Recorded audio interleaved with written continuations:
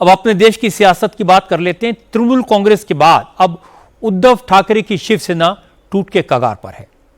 Shiv Sena UBT में 9 MPs थे, उनमें से 6 एकनाथ शिंदे के साथ जाने को तैयार हैं। पता तो यह भी लगा कि 6 एमपीज ने लोकसभा स्पीकर ओम बिरला को यह बता दिया है कि वो पार्टी से अलग होना चाहते हैं, एकनाथ शिंदे के गुट वाली शिवसेना के साथ मर्ज होना चाहते हैं। चूंकि 2/3 सांसदों ने बगावत की है, इसलिए दल बदल कानून के तहत कोई एक्शन इन एमपीज पर नहीं हो सकता। मजे की बात यह है कि इन 6 एमपीज में कोई भी अभी तक खुलकर सामने नहीं आया है, इसलिए उद्धव ठाकरे ज्यादा टेंशन में है। वो खुलकर किसी सांसद से पूछ भी नहीं सकते कि क्या वो शिंदे के साथ जा रहे हैं या नहीं जा रहे। इसलिए कल रात से उद्धव की पार्टी के नेता मुंबई और दिल्ली के बीच चक्कर लगाते रहे। आज उद्धव ने संजय राउत, अरविंद सावंत और अनिल देसाई को दिल्ली भेजा। अरविंद सावंत लोकसभा में उद्धव की पार्टी शिवसेना यूबीटी के नेता हैं, इसलिए अरविंद सावंत स्पीकर से मिलने गए। स्पीकर के सामने केवियट फाइल की। स्पीकर से कहा उन्हें पता चला कि उनकी पार्टी के 6 सांसद टूट सकते हैं। अगर स्पीकर के पास ये सांसद आए अपना अलग गुट बनाने या किसी दूसरी पार्टी में शामिल होने की बात करें, परमिशन मांगे, तो स्पीकर कोई भी फैसला लेने से पहले पार्टी को भी अपना पक्ष रखने का मौका दे। इसके बाद उद्धव ने एक और चाल चली। अरविंद सावंत ने कल सुबह 11 बजे पार्टी के सभी सांसदों की मीटिंग बुला ली। अनिल देसाई लोकसभा में शिवसेना यूबीटी के चीफ व्हिप है, इसलिए अनिल देसाई ने सभी सांसदों को कल की मीटिंग में हाजिर रहने को कहा और इसके लिए व्हिप जारी कर दिया। इससे इतना तो क्लियर है कि उद्धव को यकीन हो गया कि उनकी पार्टी के 2/3 सांसद उनका साथ छोड़ रहे हैं। अगर कल 6 एमपीज मीटिंग में नहीं आते तो साफ हो जाएगा कि 6 एमपीज उद्धव का साथ छोड़कर एकनाथ शिंदे के पाले में चले गए हैं। हालांकि अनिल देसाई ने कहा कि अभी तक किसी सांसद ने पार्टी छोड़ने की बात नहीं कही है, लेकिन जिस तरह का माहौल है उसमें कुछ भी हो सकता है, इसलिए उन्होंने पहले ही एहतियातन कदम उठाए हैं। स्पीकर ने भरोसा दिया कि वो किसी भी परिस्थिति में पार्टी की बात सुने बगैर कोई फैसला नहीं करेंगे।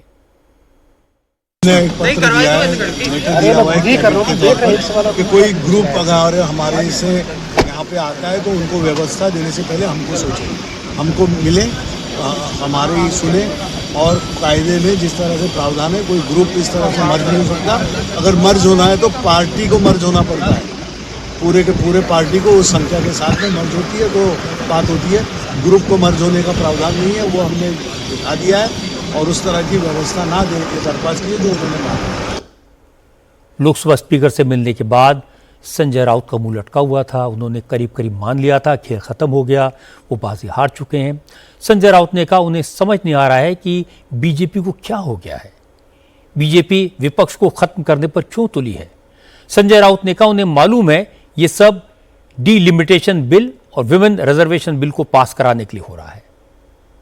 हमने उनको लेटर भी दिया है कि अगर ऐसा कोई आता है शिवसेना का यूबीटी के नाम से कि हमको अलग गुट बनाना है तो सबसे पहले हमारी बात आप सुन लीजिए और नियम कानून संविधान और सुप्रीम कोर्ट का जो डायरेक्शन है उसके मुताबिक आप निर्णय लीजिए बस। और हम आपसे इतनी उम्मीद करते हैं और कुछ नहीं। आम आदमी पार्टी को भी तोड़ दिया, शिवसेना को भी पहले एक बार तोड़ दिया, फिर एनसीपी को तोड़ दिया, वापस तृणमूल के बाद शिवसेना को तोड़ने की कोशिश हो रही है। इस देश में ये क्यों हो रहा है और किसके लिए हो रहा है? आपको पार्लियामेंट में कितना बहुमत चाहिए हो, आपके पास तो पूरा बहुमत है। क्या आपको ये एक नशे की आदत हो गई क्या? सबकी पार्टी तोड़ो, ये नशा है क्या आपको? डेमोक्रेसी है इस देश में, संविधान से देश चलता है, थोड़ा तो संयम रखो। अगर एक विधेयक मंजूर नहीं हुआ है तो क्या आसमान गिर पड़ेगा देश पर? नहीं, बाद में कोशिश करेंगे कभी सबकी सहमति होने के बाद। लेकिन आपका विधेयक आप हार चुके, उसके बाद आप जिस तरह से ये सब कर रहे हो ये बहुत ही घृणास्पद है। संजय राउत बीजेपी पर इल्जाम लगा रहे हैं, लेकिन एकनाथ शिंदे की पार्टी के नेता और केंद्रीय मंत्री प्रताप जाधव ने कहा जो हो रहा है संजय राउत की वजह से हो रहा है। संजय राउत ने कहा था कि रीजनल पार्टीज को कांग्रेस में मर्ज कर लेना चाहिए। उद्धव ठाकरे के जो सांसद कांग्रेस के साथ नहीं जाना चाहते उन्होंने अपना रास्ता अलग कर लिया, इसमें गलत क्या है? ये देखो, ये मैंने नहीं कहा, ये खुद संजय राउत ने ही कहा है कि रीजनल पार्टियों ने नेशनल पार्टी में मर्ज होना चाहिए। इससे हमारे दिल में संदेह है कि संजय राउत शिवसेना को कांग्रेस में मर्ज करे, और मुझे लगता है वही सभी बातें खुले कर रहे। अभी हमें तो मालूम नहीं है कि उनके सांसद हमारे साथ आ रहे, लेकिन संजय राउत ही बता रहे कि हमारे सांसद उनके साथ में जा रहे। तो मुझे लगता है कि वही आपको अच्छी तरह से बता पाएंगे कि कितने सांसद है, क्यों जा रहे हैं, क्या वजह है, तो ये सब संजय राउत ही बताएंगे। हालांकि अब तक उद्धव की शिवसेना के किसी सांसद ने खुलकर नहीं कहा कि वो पार्टी छोड़ रहा है, लेकिन 6 सांसद गायब हैं। उद्धव ठाकरे कल रात से टेंशन में हैं, लेकिन अपने सांसदों से संपर्क नहीं कर पा रहे। असल में कल रात अचानक हलचल तेज हुई। 2 चार्टर प्लेन महाराष्ट्र पहुंचे, एक प्लेन पुणे में उतरा और दूसरा नांदेड़ में लैंड किया। खबर है कि रात 1 बजे दोनों प्लेन एक साथ शिवसेना के सांसदों को लेकर उदयपुर के लिए उड़े। कल स्पीकर ओम बिरला भी उदयपुर में ही थे। चर्चा यह कि रात में ही उद्धव ठाकरे की पार्टी के 6 सांसद स्पीकर से मिले, स्पीकर को पार्टी से अलग होने की चिट्ठी सौंपी और उनके गुट को एकनाथ शिंदे की शिवसेना में मर्ज करने के प्रोसेस को शुरू करने की मांग की। मजे की बात है कि उद्धव ठाकरे की पार्टी के सारे नेता टकटकी लगाकर अपने सांसदों की मूवमेंट को ट्रैक कर रहे थे। संजय राउत ने एक प्लेन की तस्वीर ट्विटर पर पोस्ट की और लिखा, एक चार्टर प्लेन नांदेड़ पहुंचा और 2 एमपी को लेकर उड़ गया। संजय राउत ने लिखा कि जिन लोगों की हैसियत रिक्शे पर चलने की नहीं थी वो ठाकरे के नाम से जीते और आज चार्टर प्लेन में सफर कर रहे हैं। इसके बाद आज संजय राउत ने आरोप लगाया कि शिवसेना के बागी एमपीज को 15-15 करोड़ रुपए दिए गए। 15-15 करोड़ लेकर ये सांसद प्लेन में बैठे। रविवार को 14 तारीख को हमारी सभी सांसदों की एक मीटिंग मातोश्री पर उद्धव जी के नेतृत्व में हो गई। हम सब वहाँ थे।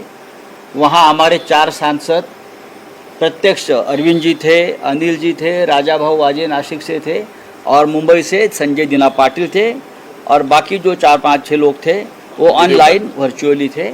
वो सभी ने उस वक्त कहा 2 दिन पहले कि हम लोग पार्टी के साथ ही है, हम उद्धव जी आपके साथ है, हाँ हम आपको छोड़कर कहाँ जाएंगे। और उसमें से एक जो सांसद है उसने 4 बार साईं बाबा की शपथ ली, एक ने माता भवानी की शपथ ली, एक ने माँ और बेटी की शपथ ली, हाँ एक ने बार बार अपने माँ की शपथ ली। और उसके बावजूद अगर कोई साईं बाबा, माता भवानी, माँ की शपथ लेकर भी कोई शिवसेना जैसे अपने माँ से बेईमानी करना चाहते, शिवसेना माँ है हम सबकी, बेईमानी करना चाहते तो हम उनको छोड़ेंगे नहीं। जो चाहे वो कर लीजिए। 15-15 करोड़ कल रात को दिया, पैसा पहुंच गया ऐसा मुझे इन्फॉर्मेशन है। और बाद में चार्टर फ्लैट में बैठे, पहले पैसा हाथ में दे दो, वो पैसा लिया है लोगों ने, और बाद में चार्टर फ्लाइट दिया। नांदेड़ से, पुणे से, 3 जगह से चार्टर फ्लाइट छोड़े। न संजय राउत ने कोई सबूत दिया, न जिन पर आरोप लगा उन्होंने कोई जवाब दिया। इस मामले में बीजेपी को लपेटा तो बीजेपी के नेताओं ने कहा कि उन्हें उद्धव की पार्टी से क्या लेना देना। न उद्धव की पार्टी के एमपी बीजेपी में आ रहे हैं, न बीजेपी उन्हें ले रही है। महाराष्ट्र सरकार में मंत्री चंद्रकांत बावनकुले ने कहा कौन सा टाइगर, कौन सा ऑपरेशन, उन्हें कुछ नहीं मालूम। ये उद्धव ठाकरे और एकनाथ शिंदे के बीच की बात है, इसमें बीजेपी का कोई रोल नहीं है। बीजेपी का क्या रिलेशन है, संबंध है? हमारा कोई संबंध नहीं है। हमको टाइगर ही मालूम नहीं है, ऑपरेशन टाइगर भी मालूम नहीं है, किसने ये लाया, क्यों लाया, ये भी नहीं मालूम। लेकिन बीजेपी का कोई संबंध नहीं है। बीजेपी कभी भी इस इशू को बीजेपी ने कभी ये इशू को हाथ में लिया नहीं है। और एकनाथ शिंदे जी का निर्णय एकनाथ शिंदे जी करेंगे, उद्धव ठाकरे जी का निर्णय उद्धव ठाकरे जी करेंगे। पार्टी तोड़ना, एमपी एमएलए इधर से उधर करना, ये कोई नई बात नहीं है। एजेंसीज का इस्तेमाल, पैसे का प्रलोभन, ये भी कोई पहली बार नहीं हो रहा है। एक जमाने में कांग्रेस इसकी मास्टर हुआ करती थी। भजन लाल कैसे पूरी की पूरी सरकार तोड़कर ले गए, अजीत जोगी ने कैसे एमएलए तोड़कर एक पार्टी में मर्जर करवाया, ये सब रोज दिखाई देता था। 1977 में जिस चुनाव में इंदिरा गांधी और संजय गांधी हार गए थे, 1979 में उसी जनता पार्टी को तोड़कर चौधरी चरण सिंह को प्राइम मिनिस्टर बनाने और फिर गिराने में संजय गांधी का रोल था। 1990 में चंद्रशेखर को प्राइम मिनिस्टर बनाने और हटाने में राजीव गांधी की भूमिका थी। जोड़ तोड़ का लेवल बहुत हाई था। अब फर्क इतना है कि बीजेपी ये काम पूरी शिद्दत के साथ करती है, साइंटिफिक तरीके से पूरी प्लानिंग के साथ करती है। बीजेपी ने चुनाव लड़ने लड़ाने, सरकारें बनाने को आर्ट मास्टर कर लिया है। अब राहुल गांधी, उद्धव ठाकरे, ममता बनर्जी जैसे नेता पुराने परंपरागत तरीकों पर चल रहे हैं। उनके सामने परिवार को आगे बढ़ाने की मजबूरी है। वो अपने एमपी एमएलए को मिलना अपनी शान के खिलाफ समझते हैं। उनकी बात सुनना इंसल्ट मानते हैं। उनके लिए राजनीति फुल टाइम जॉब भी नहीं है, उन्हें छुट्टी भी चाहिए, आराम भी चाहिए। इसलिए इन पार्टियों में रहने वाले नेता बेचैन हैं और बीजेपी इस बेचैनी का पूरा पूरा फायदा उठा रही है। और जो पार्टियां टूट रही हैं, उनके नेता वोट चोरी, ईडी, सीबीआई को दोष देते रह जाते हैं, चिट्ठियां लिखते रह जाते हैं। बचा हुआ टाइम वो रील बनाने में लगाते हैं और एमपी एमएलए नीचे से निकल जाते हैं। इसलिए इनका कोई इलाज नहीं है।